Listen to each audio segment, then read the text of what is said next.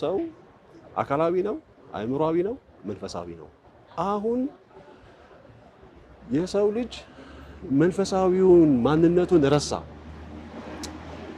በአእምሮአዊና በሳይንሳዊ ብቻ ነው እየገዘፈ ሄደው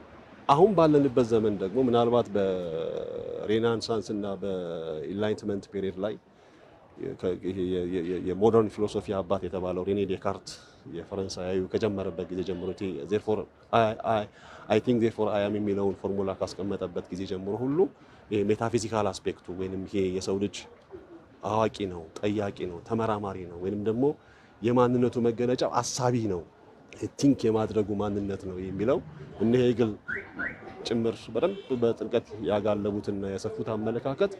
እሱ በጣም እየሄደ ቆየና አሁን ያ ሜታፊዚካል አስፔክቱ ከሱ ይልቅ የሰው ልጅ ቁሳዊ አስፔክቱ ይሄ ኤምፒሪካል ሪሰርች የሚባለው ወይንም ደግሞ ከቁሳዊ ዓለም ጋር በሚኖረን ግንኙነት የምናቀው ዕውቀት ነው የሚበልጠው የሚሻለው የሳይንሱ አሁን ቴክኖሎጂው ምርምሩ ውጤቱ ያው የምንፈልጋቸው ቴክኖሎጂ ያደረሰበት ደረጃ የለም አሁን መቼም እሱ እየገዘፈ መጣና እየሸፈነው መጣ አይደለም መንፈስን ወይንም መንፈሳዊነትን የሰው ልጅ ተመራማሪ ነው ወይንም ሜታፊዚካል አስፔክቱንም ጭምር እንኳን እየተሸፈነ እየተዋጠ ሜታፊዚክስ ራሱ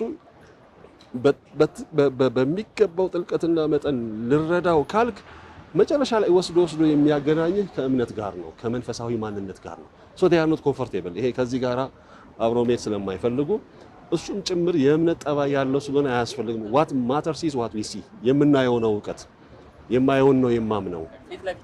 በቁሳዊ መንገድ ያለው ነው የሚለው እሱ ገዘፈ the new atheist የሚባሉት ሁሉ በጣም ዴቨሎፕ ያደረጉ ያስኬዱት ትልቁ ነገር ምንድነው ሳይንስን የአምላክ ያህል የማግዘፍ በሳይንሳዊ ዕውቀት ሁሉን ነገር ማድረግ እንችላለን